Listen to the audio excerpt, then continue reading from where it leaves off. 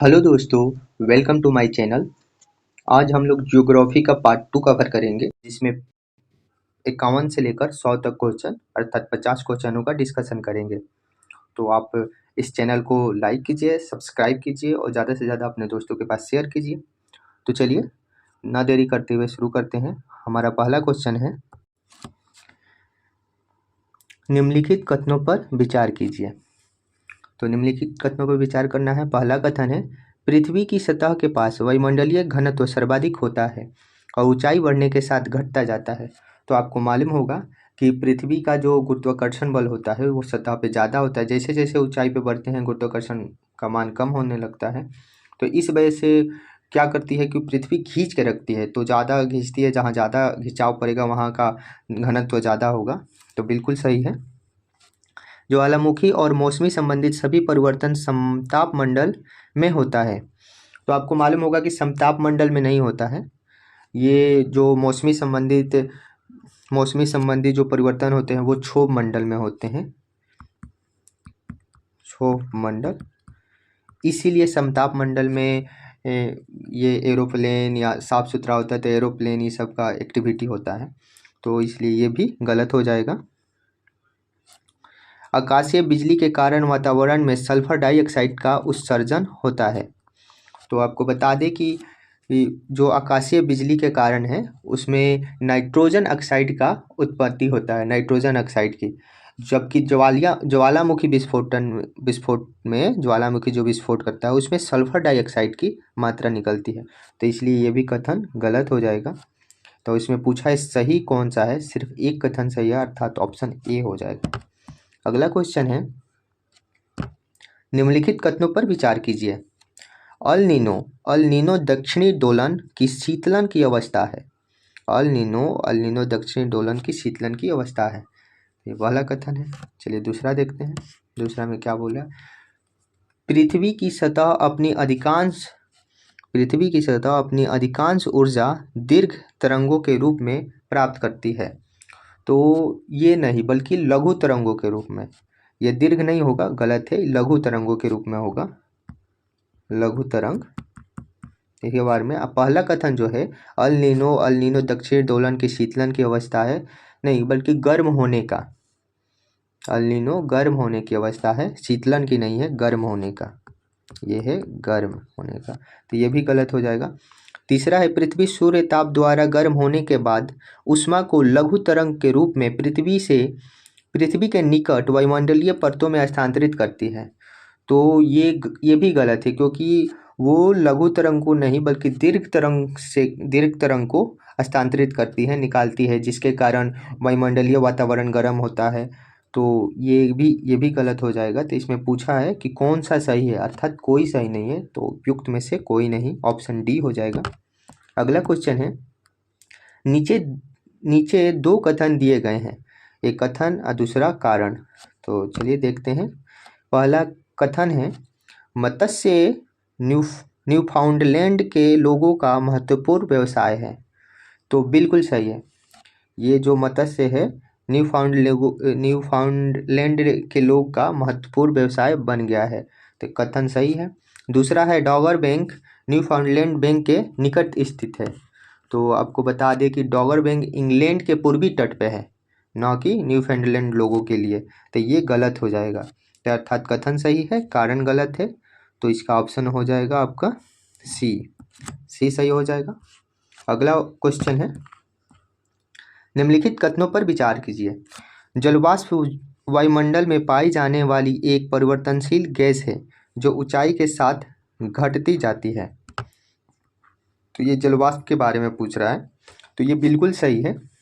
जलवाष्प आपको जहाँ पृथ्वी का ज़्यादा तापमान होगा, टेम्परेचर होगा, वहाँ पे जलवाष्प ज़्यादा बनेंगे, जिससे वहाँ का जो एरिया होगा जलवाष्प की प्रधानता होगी। तो ये भी बिल्कुल सही है।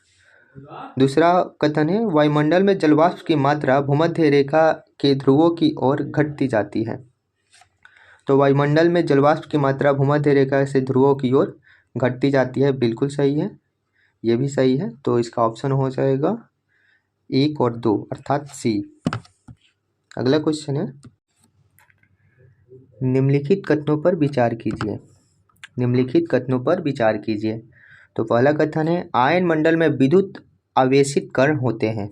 तो बिल्कुल सही, आयन मंडल में मूल मुक्त इलेक्ट्रॉन होते हैं जो रेडियो प्रसार को प्रभावित करते हैं। तो ये बिल्कुल सही है। दूसरा कथन है पृथ्वी से प्रसारित रेडियो तरंगे आयन मंडल की परत द्वारा पृथ्वी पर परावर्तित होती है। तो ये भी बिल्कुल सही है। जो रेडियो तरंगे का परावर्तन होता है वो आयन मंडल से होता है। तो एक दो दोनों सही है, अर्थात ऑप्शन सी हो जाएगा। अगला क्वेश्चन है निम्नलिखित कथनों पर विचार कीजिए। उपोष्ण कटिबंधीय और समशीतोष्ण क्षेत्रों में धूल के कणों का उच्च संकेंद्रीकरण पाया जाता है। संकेंद्रण पाया जाता है, उच्च संकेंद्रण। तो आपको बता दें कि ये बिल्कुल सही है कि उच्च संकेंद्रण पाया जाता है। धूल और नमक के कण आर्द्रताग्राही नाभिक के रूप में कार्य करते हैं जिसके चारों ओर जल वाष्प संघनित होकर बादल का निर्माण करते हैं। तो ये भी सही है, बादल का निर्माण ऐसे ही होता है। तो एक और दो दोनों सही है। अगला क्वेश्चन है मिलान करना है, नहीं सुमेलित है, कौन कितने सुमेलित है। इसमें तीन कथन दिए गए हैं जैसे फोबोस, गैनीमीड और टाइटन। तो आपको मालूम होगा कि जो पृथ्वी के दो ग्रह जो है बुध और शुक्र, उसके कोई उपग्रह नहीं है। और जबकि तीसरा जो पृथ्वी है, पृथ्वी का अपना चंद्रमा है। उसी तरह मंगल का जो छोटा अथी है चंद्रमा है, जो चंद्रमा की तरह उपग्रह है, वो फोबोस और डोमोस हो। तो फोबोस बिल्कुल सही है, इसका एक सही है कथन। गैनीमीड जो है, गैनीमीड ये बृहस्पति का है, न कि शनि का है, और टाइटन शनि का है। तो ये उल्टा दे दिया है, अर्थात सुमेलित सिर्फ एक है। तो कथन ए हो जाएगा सही। अगला क्वेश्चन है निम्नलिखित युग्मों पर विचार कीजिए। नदी और उद्गम स्थान, जैसे मिंतडू जो है वो मणिपुर में है, मेघालय में है, बिल्कुल मेघालय में, सॉरी मेघालय में ही है, ये सही है। बराक जो है ये मणिपुर में है, ये भी सही है, आपको मणिपुर में है। तीसरा जो तीजू है, तीजू नागालैंड में ही है। और गुमती है जो ये त्रिपुरा में है। तो चारों सही है। सुमेलित पूछा है तो चारों सुमेलित है, अर्थात ऑप्शन डी हो जाएगा। अगला क्वेश्चन है लॉरेंसियन प्रकार की ज्वालामुखी लॉरेंसियन प्रकार की जलवायु के संबंध में निम्नलिखित कथनों पर विचार कीजिए। लॉरेंसियन प्रकार की जलवायु के बारे में पूछ रहा है। तो पहला कथन है इसमें शीतकाल अत्यंत ठंडे शुष्क और ग्रीष्मकाल गर्म और आर्द्र होते हैं। तो को बता दें कि ये गलत है, ये उल्टा दिया हुआ है। इसमें शीतकाल अत्यंत ठंडे नहीं और ग्रीष्मकाल अत्यंत आर्द्र, मतलब इसमें पूछा है सही नहीं है। तो ए भी सही नहीं है, ये गलत है। इसमें समुद्र और महाद्वीपीय दोनों जलवायु की विशेषताएं होती है। तो इसमें समुद्र में महाद्वीपीय जलवायु दोनों विशेषताएं होती है। तो ये भी सही नहीं है। तो ना तो एक ना ही दो, दोनों सही नहीं है, अर्थात ऑप्शन डी हो जाएगा। अगला क्वेश्चन है निम्नलिखित कथनों पर विचार कीजिए। वायुमंडल की ऊंचाई के साथ तापमान में वृद्धि होती है। तो वायुमंडल के ऊंचाई के साथ तापमान में वृद्धि नहीं होती, सामान्यतः ये समान बनी रहती है। तो ये गलत हो जाएगा। अरोरा की परिघटना वायुमंडल में घटित होती है। तो अरोरा की परिघटना जो है वो वायुमंडल में नहीं बल्कि ध्रुवों पर घटित होती है। तो ये गलत हो जाएगा आपका। तो इसका आंसर हो जाएगा न तो 1 और न ही 2, दोनों गलत है, अर्थात डी। अगला क्वेश्चन है निम्नलिखित युग्मों पर विचार कीजिए। पहले इधर दिया चंद्रमा, इधर विवरण। जैसे सुपरमून की परिघटना कब होती है? जब ये सुपरमून की परिघटना तब होती है जब सुपरमून की पूर्णिमा और अमावस्या के होती है, इसी दिन ये सुपरमून की घटना होती है। तो ये गलत हो जाएगा। ये दिया है कि तब घटित होती है जब पूर्णिमा अपने इष्टतम बिंदु पर होती है, गलत, ये नहीं है। ब्लड मून की घटना तब होती है जब पूर्ण चंद्रग्रहण होता है, पूर्ण चंद्रग्रहण के कारण ब्लड मून की घटना होती है। अब ब्लू मून की घटना होती है एक कैलेंडर माह के भीतर दूसरा पूर्णिमा को। ये भी सही है, अर्थात 2 और 3 सही है। तो इसका राइट ऑप्शन हो जाएगा बी। अगला क्वेश्चन है क्षोभ मंडल के संबंध में निम्नलिखित कथनों पर विचार कीजिए। क्षोभ मंडल में तापमान सकारात्मक ह्रास दर पर परिवर्तित होता है। तो बिल्कुल सही, क्षोभ मंडल के जैसे जैसे ऊंचाई बढ़ती है तापमान में कमी आती है। सभी मौसमी घटनाएं जैसे चक्रवात, वर्षा, कोहरा, ओलावृष्टि आदि इसी मंडल में के समीप होते हैं। तो बिल्कुल सही, इस क्षोभ मंडल में सारी मौसमी घटनाएं होती हैं। क्षोभ सीमा पर तापमान स्थिर होता है। तो ये भी बिल्कुल सही है। क्षोभ क्षोभ मंडल के सबसे ऊपरी जो सीमा होती है, ऊपरी भाग, उसी को क्षोभ सीमा कहते हैं और वहाँ पे तापमान स्थिर होती है। तो तीनों सही है, अर्थात ऑप्शन सी हो जाएगा। अगला क्वेश्चन है, नीचे दी गई कथनों और कारणों का सही कथन कारण के बारे में दिया है। पहला कथन दिया है, गहन सागरीय मैदान सामान्यतः समतल मैदान होते हैं। गहन सागरीय मैदान समतल मैदान होते हैं। तो बिल्कुल सही कि जो गहराई में होते हैं वहाँ पे समतली मैदान होते हैं महासागरों में। महासागरीय निक्षेपों ने स्थलाकृतियों की विषमता को ढक दिया है। तो जितने ये निक्षेप जाते हैं, निक्षेपित होते अक्षय होकर, अपरदन होकर, तो वो सारे जो उसके समतल है उसको थोड़ा बहुत बराबर कर दिया है। उस तरह की असल स्थलाकृतियाँ नहीं है। तो ये भी सही है। तो दोनों सही है। इसका कथन पहला का वो स्पष्टीकरण कर रहा है। तो इसका सही आंसर हो जाएगा ए। अगला क्वेश्चन है, भारत की जलोढ़ मृदा के संदर्भ में निम्नलिखित कथनों पर विचार कीजिए। जलोढ़ मिट्टी उत्तरी मैदान में व्यापक रूप से फैली हुई है। तो जलोढ़ मिट्टी जो है उत्तरी मैदान में व्यापक रूप से फैली हुई, बिल्कुल सही है। उत्तर का जो मैदान है उसमें जलोढ़ मिट्टी की प्रधानता है। जलोढ़ मिट्टी आमतौर पर फास्फोरस से समृद्ध होती है, लेकिन इसमें पोटाश की कमी होती है। तो ये गलत है, इसमें पोटाश की मात्रा भरपूर होती है। इसमें पोटाश की मात्रा की कमी नहीं होती है। तीसरा है, बांगर नवीन जलोढ़ मृदा की एक प्रणाली है। नहीं, बांगर आपको मालूम है, बांगर पुरानी मृदा की, पुरानी जलोढ़ का प्रकार है। तो इसलिए ये भी गलत हो जाएगा, अर्थात इसमें गलत पूछा है। तो 2 और 3 अर्थात ऑप्शन बी हो जाएगा। अगला क्वेश्चन है, भारत में पाई जाने वाली विभिन्न प्रकार की मृदा के संदर्भ में निम्नलिखित कथनों पर विचार कीजिए।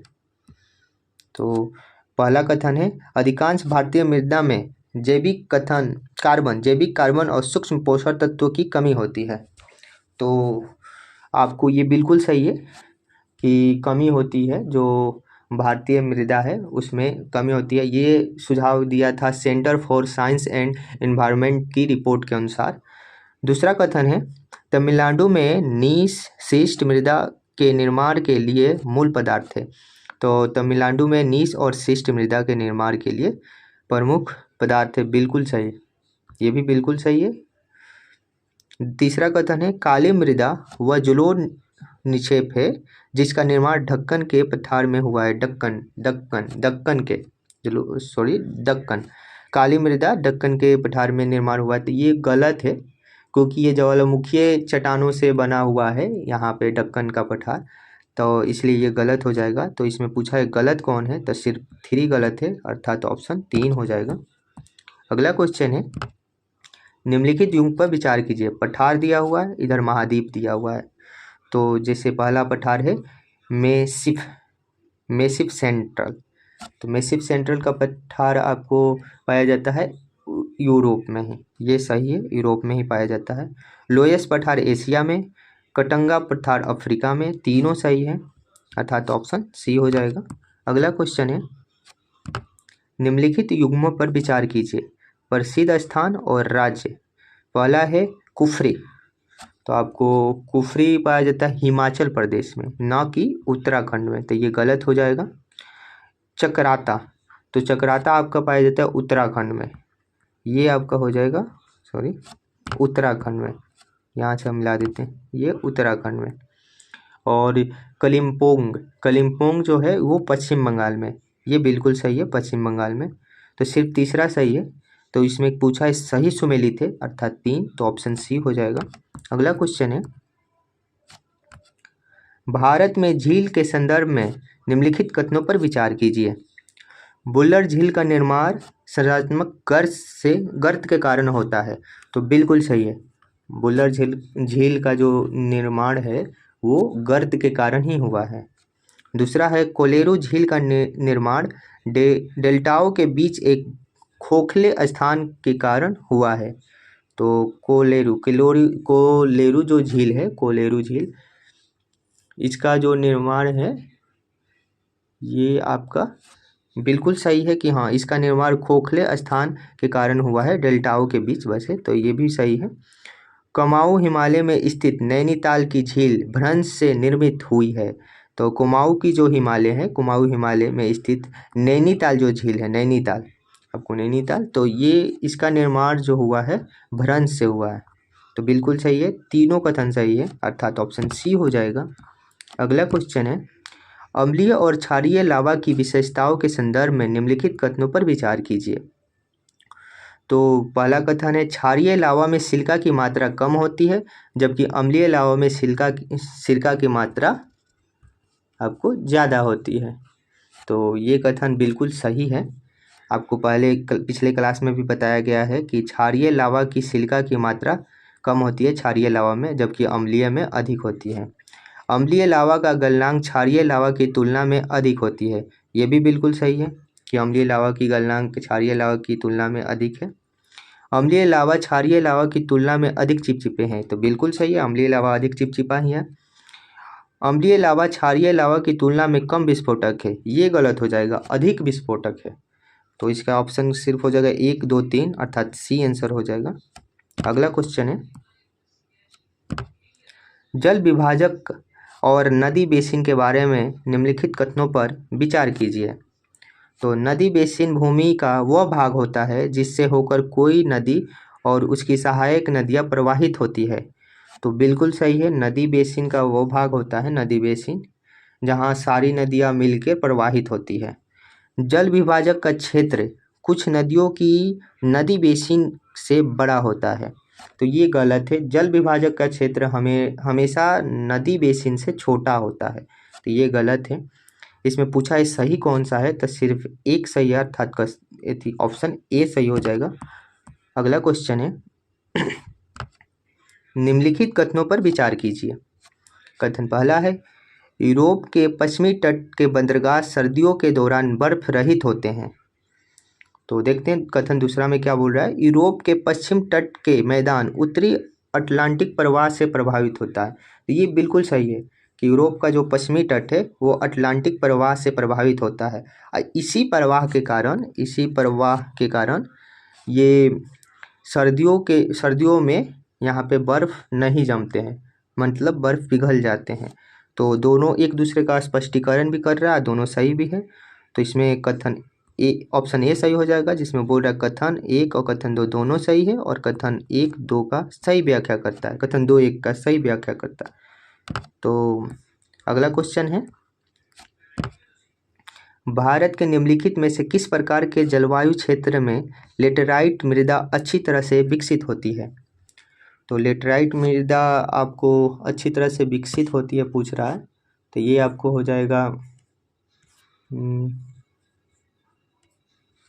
उष्णकटिबंधीय वर्षा जलवायु क्षेत्र में। हाँ, ये हो जाएगा आपको उष्णकटिबंधीय वर्षा जलवायु क्षेत्र में, इसका ऑप्शन ए हो जाएगा। और लेटेराइट शब्द का जो है लेटेराइट शब्द लेटिक शब्द लेटर से लिया गया है, जिसका अर्थ होता है ईंट। और लेटेराइट मिट्टी उच्च तापमान और उच्च वर्षा वाले क्षेत्रों में विकसित होता है। उच्च वर्षा भी आपको हाई होगा, और उच्च तापमान उच्च उष्मा वाला भी क्षेत्र में होता है। तो बिल्कुल सही है ए। अगला क्वेश्चन है, भारत की लाल और पीली मृदा के संबंध में निम्नलिखित कथनों पर विचार कीजिए। तो भारत की लाल और पीली मृदा के निर्माण के बारे में पूछ रहा है। तो पहला कथन है, लाल मृदा क्रिस्टलीय आग्नेय चट्टानों से विकसित होती है। तो बिल्कुल सही है, ये आग्नेय चट्टानों से विकसित हुई है। पीली और लाल मृदा ओडिशा और छत्तीसगढ़ के कुछ हिस्सों और मध्य गंगा के मैदान के दक्षिणी हिस्सों पर पाई जाती है। बिल्कुल सही है, ये छत्तीसगढ़, उड़ीसा और मध्य गंगा के दक्षिणी हिस्सों में पाई जाती है। क्रिस्टलीय और कयांत्रित चट्टानों में फास्फोरस की व्यापक प्रसार के कारण मृदा का रंग लाल हो जाता है। तो ये आपको गलत हो जाएगा, क्योंकि इसमें आमतौर पर नाइट्रोजन, फास्फोरस और ह्यूमस की कमी होती है। तो इसलिए ये गलत हो जाएगा, अर्थात ऑप्शन 1 और 2 सही है, तो इसका आंसर हो जाएगा ऑप्शन ऑप्शन बी सही हो जाएगा। अगला क्वेश्चन है, निम्नलिखित कथनों पर विचार कीजिए। पहला कथन है, लवणीय मृदा में सोडियम, पोटेशियम और मैग्नीशियम की मात्रा अधिक होती है। सोडियम, पोटेशियम और मैग्नीशियम की मात्रा अधिक होती है, इसलिए अधिक उपजाऊ होते हैं। तो ये बिल्कुल आपका गलत है, ये गलत है।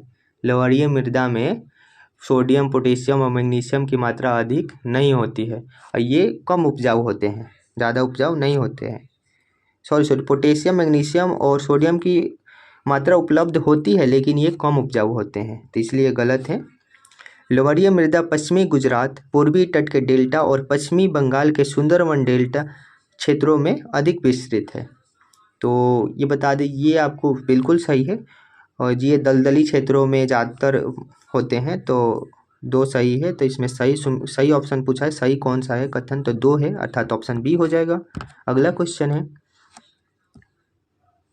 जेट स्ट्रीम के संदर्भ में निम्नलिखित कथनों पर विचार कीजिए। जेट स्ट्रीम, तो जेट स्ट्रीम तीव्र गति वाली पवनें हैं जो समुद्र की सतह के पास बहती है। तो आपको बता दें कि जेट स्ट्रीम 9 से 13 किलोमीटर दूर बहती है समुद्र तट से, तो ये गलत हो जाएगा। जेट स्ट्रीम वर्ष भर एक ही स्थिति में रहती है, तो बिल्कुल नहीं, जेट स्ट्रीम पूरे वर्ष केवल एक ही स्थिति में नहीं रहती है, ये गलत है। जेट स्ट्रीम गर्म और ठंडी वायु राशियों की सीमाओं के साथ बहती है, तो बिल्कुल सही है, गर्म और ठंडी वायु राशियों की सीमाओं के साथ ही बहती है, तो तीसरा सही है। तो इसमें सही ऑप्शन होगा केवल 1, अर्थात ए हो जाएगा। अगला क्वेश्चन है, निम्नलिखित में से कौन सा कथन अवरोही पवन का सही वर्णन करता है। अवरोही अर्थात केटाबेटिक। तो पहला है, सूर्य द्वारा ढलान में गर्म होने के परिणाम स्वरूप ढलान का ऊपर की ओर बहने वाली गर्म हवा, गलत हो जाएगा ये।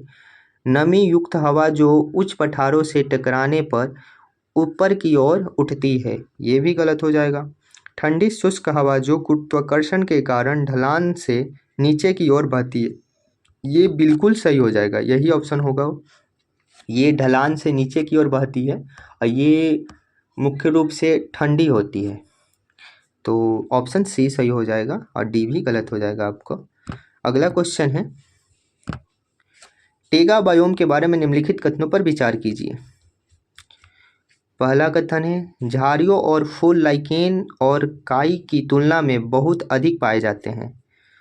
तो टेगा बायोम जो होता है वो बिल्कुल ये सही नहीं है, कम पाया जाता है, ज़्यादा नहीं पाया जाता है, लाइकेन काई की संख्या ज़्यादा होती है।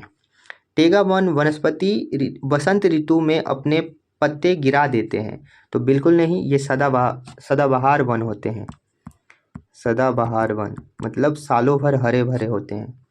टेगा बायोम में स्तनधारियों में मोटी वसा वाली त्वचा होती है, तो बिल्कुल सही, यही मोटी वाली त्वचा जो होती है सर्दियों में ज़्यादा ठंडी पड़ती है वहाँ पे, तो उसमें वसा के काम करती है, स्टोर करती है ताकि वहाँ के जो जीव जंतु है वो सरवाइव कर पाते हैं। तो 3 सही है, अर्थात ऑप्शन ए हो जाएगा। अगला क्वेश्चन है, निम्नलिखित कथनों पर विचार कीजिए। अमरकंटक श्रेणी से निकलने वाली नदियाँ वृक्षाकार प्रकृति की उदाहरण है। तो अमरकंटक से निकलने वाली नदियाँ जो है वो वृक्षाकार प्रकृति की उदाहरण है, ये आपका गलत हो जाएगा। अगर जो पहाड़ श्रेणियों से निकलती है तो वहाँ से चारों दिशाओं में बहती है, तो उसको आपको वृक्षाकार प्रकृति नहीं बल्कि उसको बोलते हैं आपको अपवाह प्रतिरूप, अर्थात अर्य, तो ये गलत हो जाएगा। सिंधु नदी की तिब्बत से सिंगी संबल और शेर का मुंह के नाम से जाना जाता है। सिंधु नदी को तिब्बत में शेर के मुंह के नाम से ही जाना जाता है। तीसरा कथन है, अभिकेंद्रीय अपवाह प्रतिरूप में नदियाँ सभी दिशाओं में अपना जल एक झील या गड्ढे में प्रवाहित करती है, तो बिल्कुल सही, ये भी सही है, तो अर्थात इसका सही हो जाएगा 2 और 3, अर्थात ऑप्शन बी। अगला क्वेश्चन है, निम्नलिखित भू आकृतियों पर विचार कीजिए। भू आकृतियाँ दिया हुआ है, जैसे श्रीपिका, समतल घाटी, गोखुर झील, बाढ़ के मैदान। तो इसमें पूछ रहा है उपयुक्त में से कौन सी हिमालयी नदियाँ की निक्षेपात्मक विशेषता है। तो इसमें आपका हो जाएगा समतल घाटियाँ, गोखुर झील भी होता है, बाढ़ के मैदान भी होते हैं, तीनों होते हैं, अर्थात 2, 3, 4, ऑप्शन सी। अगला क्वेश्चन है निम्नलिखित पर विचार कीजिए। यहाँ पर दिए हुए हैं जैसे पेडिमेंट्स, पेडिप्लेस, पलाया, बरखान और सीफ। तो इसमें आपको पूछा है निम्न में से कौन अपरदनात्मक भू आकृतियाँ नहीं है। तो इसमें भू आकृतियाँ नहीं है पूछा है, नीचे भू आकृतियाँ अपरदनात्मक पूछा है।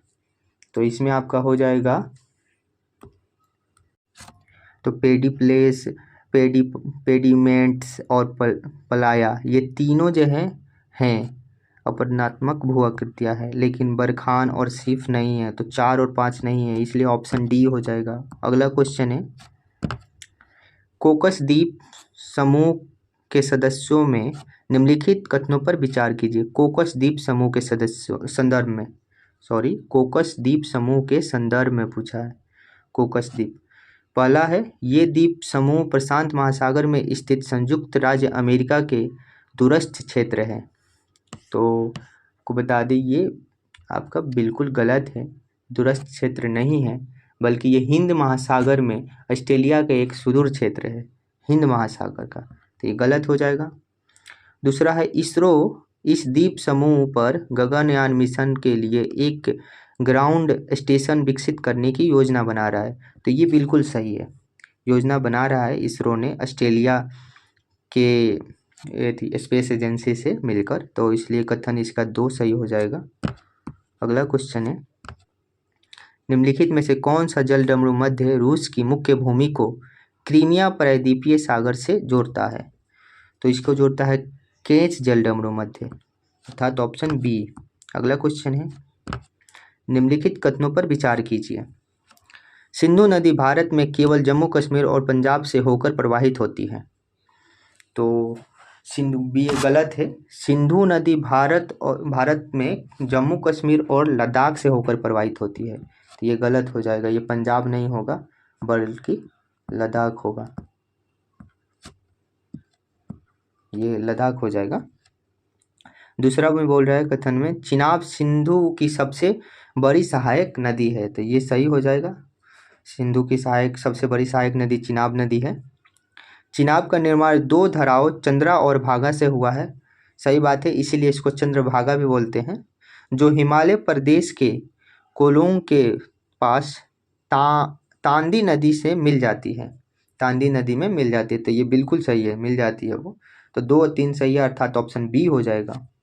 अगला क्वेश्चन है निम्नलिखित कथनों पर विचार कीजिए। कथन 1 है समुद्र के पास स्थिर स्थल समुद्र और स्थल की हवाओं के प्रवाह में होते हैं तो तापमान को नियंत्रित करते हैं। बिल्कुल सही, समुद्र के पास जो स्थिर शहर है जैसे मुंबई है, वहाँ पे जो तापमान को नियंत्रित करते हैं, ना तो सर्दी में ज़्यादा सर्दी होगी ना गर्मी में ज़्यादा गर्मी होगी। दूसरा कथन है स्थल की तुलना में समुद्र धीरे धीरे गर्म होते हैं और धीरे धीरे ठंडा होते हैं। तो बिल्कुल सही है, स्थल जल्दी से गर्म होते हैं, जल्दी से ठंडा हो जाते हैं, इसके विपरीत समुद्र काम करते हैं। तो कथन 1 कथन 2 सही है। इसी के कारण ये तटीय प्रदेश जो है में तापमान नियंत्रित रहता है। तो दोनों सही है, अर्थात कथन 1 कथन 2 दोनों सही है, स्पष्टीकरण भी करता है। तो ऑप्शन ए हो जाएगा। अगला क्वेश्चन है पृथ्वी के विभिन्न परतों से होकर गुजरने वाली भूकंपीय तरंगों को देखकर पृथ्वी की संरचना को समझा जा सकता है। तो बिल्कुल समझा जा सकता है, लेकिन इसमें कुछ कथन दिए हैं। कुछ प्रकार की भूकंपीय तरंगें पृथ्वी की परतों में तरल पदार्थ के माध्यम से नहीं गुजरती है। तो बिल्कुल सही है। आपको मालूम है कि जो इस तरंग है, इस तरंग वो सिर्फ सॉलिड में चलती है। तो ये बिल्कुल सही है। सभी भूकंपीय तरंग पी तरंग या एस तरंग उपकेंद्रीय पर स्थित भूकंपमापी पर दर्ज नहीं होती है। दर्ज होती है, ये गलत है। तो इसमें सही सिर्फ केवल एक है, अर्थात ऑप्शन एक हो जाएगा। अगला क्वेश्चन है, पनामा नहर के संदर्भ में निम्नलिखित कथनों पर विचार कीजिए। तो पनामा नहर के बारे में पूछ रहा है। तो बोला, पहला कथन है, यह अटलांटिक महासागर को भूमध्य सागर से जोड़ने वाली एक कृत्रिम नहर है। तो आपको बता दें, अटलांटिक महासागर को भूमध्य सागर से जोड़ने वाली कोई कृत्रिम नहर है ही नहीं, तो ये गलत हो जाएगा। बाब अल मंदेब जल डमरू मध्य अटलांटिक महासागर क्षेत्र में पनामा नहर की ओर प्रवाहित होता है, तो ये भी गलत है। ये अरब प्रायद्वीप और पूर्वी अफ्रीका को पृथक करता है, तो ये भी गलत है, अर्थात ना तो एक ना ही दो सही है। अगला क्वेश्चन है, निम्नलिखित पहाड़ियों पर विचार कीजिए। तो इसमें दिया हुआ है जैसे पटकाई पहाड़ियाँ, नागा पहाड़ियाँ, मणिपुरी पहाड़ियाँ, मिजो पहाड़ियाँ। ये चारों पहाड़ियाँ जो हैं वो आपका पूर्वांचल पर्वत श्रेणियाँ का भाग है। तो इसमें पूछ रहा है, देखते हैं आज्ञा कि कौन से पूर्वांचल पर्वत श्रेणियाँ का भाग है। तो चारों है, अर्थात ऑप्शन डी हो जाएगा। अगला क्वेश्चन है, पश्चिमी और पूर्वी घाट के संदर्भ में निम्नलिखित कथनों पर विचार कीजिए। पश्चिमी घाट की ऊंचाई पूर्वी घाट से अधिक है, तो बिल्कुल सही। पश्चिमी घाट की ऊंचाई पूर्वी घाट से अधिक है। पूर्वी घाट का विस्तार उत्तर में महानदी घाटी से लेकर दक्षिण में नीलगिरी तक है, तो बिल्कुल सही है। ये आपको इधर उड़ीसा से लेकर और नीचे तेलंगाना तक, तमिलनाडु तक फैला हुआ है, आंध्र प्रदेश से आगे तमिलनाडु तक, तो बिल्कुल सही है। पश्चिमी घाट की ऊंचाई उत्तर के दक्षिण की ओर उत्तरोत्तर घटती जाती है, तो ये गलत है, बल्कि बढ़ती है। उत्तर से दक्षिण की ओर जाएंगे तो बढ़ती है, तो इसका एक और दो सही है, अर्थात ऑप्शन हो जाएगा बी सही। अगला क्वेश्चन है, निम्नलिखित में से कौन सी चट्टान प्रणाली प्रायद्वीपीय पठार का निर्माण करती है। इसमें दिया है पुरानी क्रिस्टलीय, आग्नेय, रूपांतरित, ये तीनों मिलकर प्रायद्वीपीय पठार का निर्माण करती है, तो इसका एक दो तीन तीनों सही हो जाएगा, अर्थात ऑप्शन सी। अगला क्वेश्चन है, ब्रह्मपुत्र नदी तंत्र के संदर्भ में निम्नलिखित कथनों पर विचार कीजिए। पहला है, इसका उद्गम मानसरोवर झील के निकट कैलाश श्रेणी के चेमायुंगडुंग हिमनद से होता है।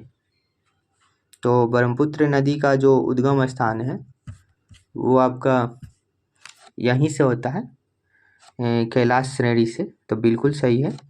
इसके बाएं किनारे की सहायक नदी सुबनसिरी का पूर्वगामी नदी नहीं है, एक पूर्वगामी नदी नहीं है। तो पूर्वगामी नदी है, लेकिन ये बाएं नहीं बल्कि दाएं है, दाहिने है, तो ये गलत हो जाएगा। ब्रह्मपुत्र बाढ़ मार्ग परिवर्तन तथा तट के कटाव हेतु प्रसिद्ध है, तो बिल्कुल सही है। ये तट के कटाव के लिए और बाढ़ आते हैं तो इसके लिए प्रसिद्ध है, तो एक और तीन तीनों से दोनों सही है, अर्थात ऑप्शन बी हो जाएगा। अगला क्वेश्चन है,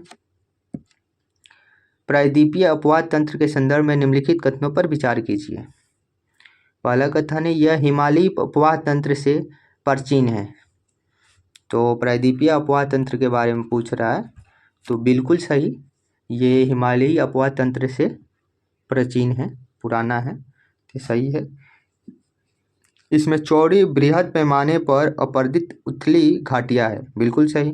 नर्मदा और तापी नदियों में जलोढ़ और डेल्टा निक्षेपों की कमी होती है, तो ये भी बिल्कुल सही है, क्योंकि नर्मदा और ताप्ती नदियाँ भ्रंश में बहती है, तो वहाँ पे जो दरारें होती है उसमें अपने अवक्षेप में छोड़ देती है, जिसके कारण वो निक्षेप नहीं करती है, कमी करती है। तो एक दो और तीन तीनों सही है, अर्थात कथन सी हो जाएगा। अगला क्वेश्चन है, निम्नलिखित कथनों पर विचार कीजिए। शिवालिक हिमालय की सबसे दक्षिण श्रेणी है।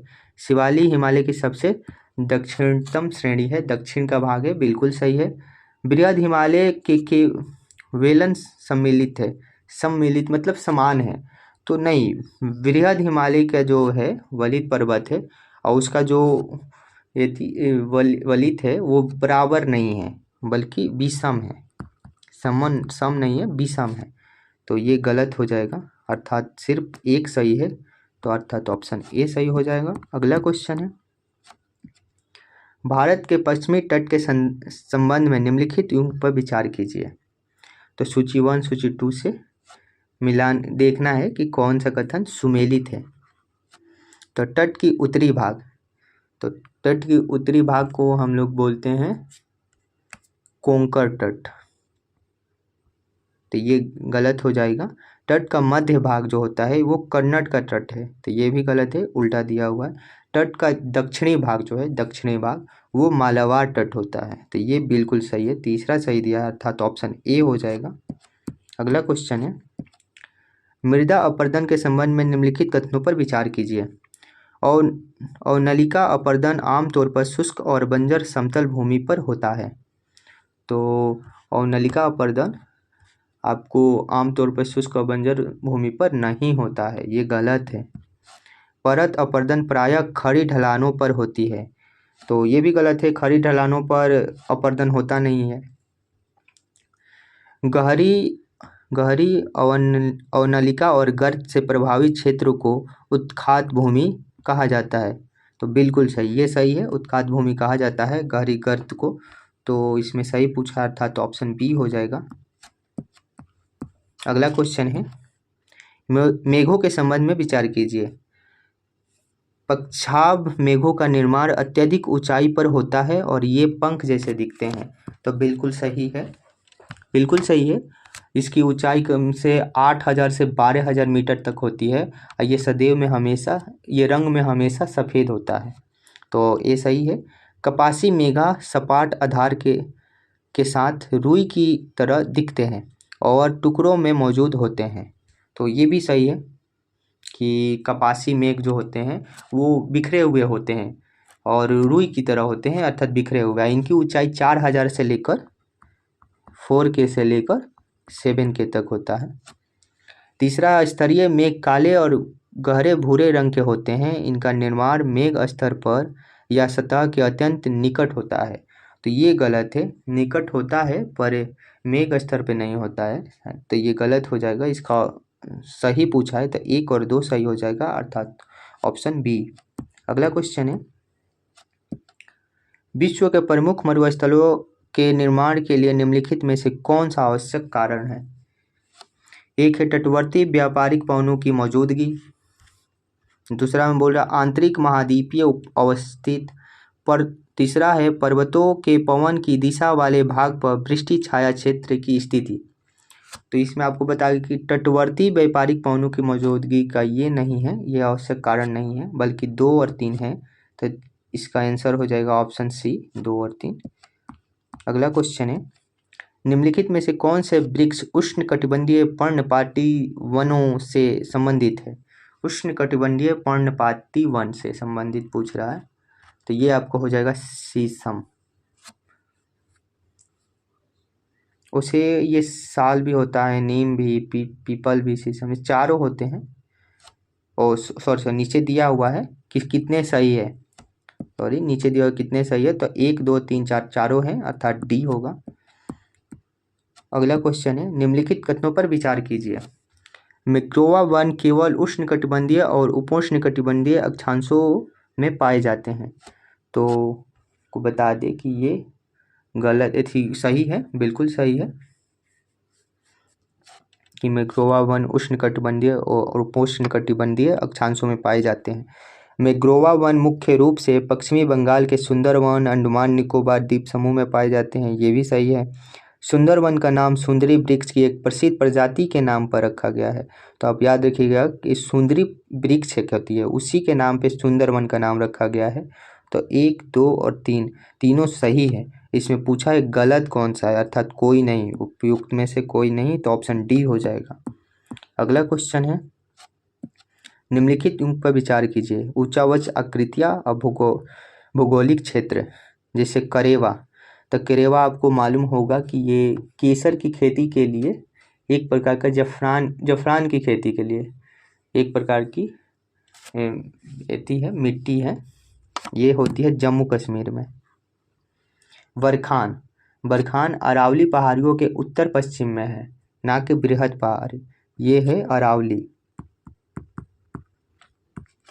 और बुग्याल, बुग्याल आपको महान हिमालय, बेहद हिमालय नहीं, महान हिमालय की पर्वतमाला की घाटियों में। तो ये भी गलत हो जाएगा, अर्थात सही होगा सिर्फ एक। लिख पूछा है उनमें से कौन सा सही है, अर्थात कथन एक सही है, तो केवल एक सही है। अगला है क्वेश्चन, अफवाह प्रतिरूप के संबंध में निम्नलिखित कथनों पर विचार कीजिए। वृक्षाकार अपवाह प्रतिरूप में सहायक नदियाँ लगभग समकोण पर मुख्य धारा से मिलती है, तो ये गलत है।